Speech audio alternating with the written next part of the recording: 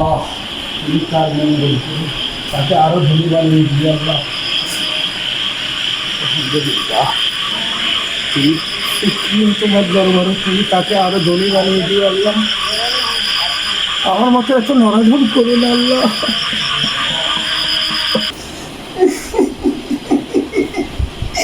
আল্লাহ আল্লাহ, তুমি জানি না, তুমি বলেছিলে বাদশাকে ফকির করো, ফকিরকে বাদশা করো।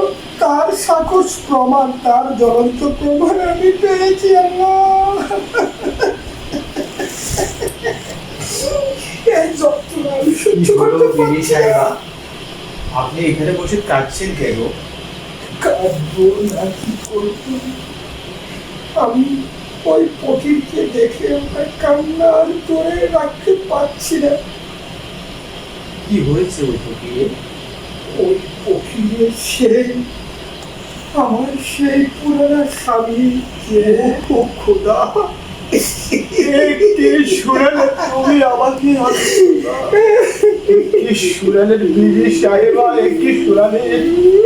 তাহলে আপনি মনোযোগ দিয়ে শুনুন হে বিবি সাহেবা। যেদিন 3 দিনের অনাহারে আমি যখন শুনে গেলাম আপনার ওই স্বামীর দরবারে, আমি 3 দিন পর্যন্ত না খেয়ে আমি যখন ক্ষুধার অন্ন চেয়েছিলাম, তখন আপনার ওই স্বামী আমাকে লাথি মেরে তাড়িয়ে দিয়েছিল।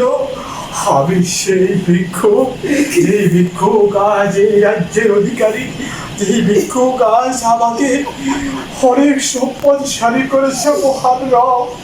এই রব, তুমি না বলেছো ফকিরকে বাদশা আর বাদশাকে ফকির তুমি করতে পারো?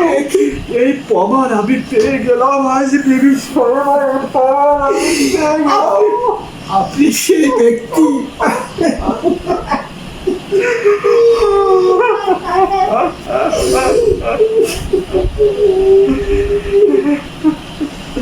বিবি সাহেবা, আপনার মতো একটা ধার্মিক মহিলা পেয়েও সে কিন্তু চিনতে পারে নাই রত্ন।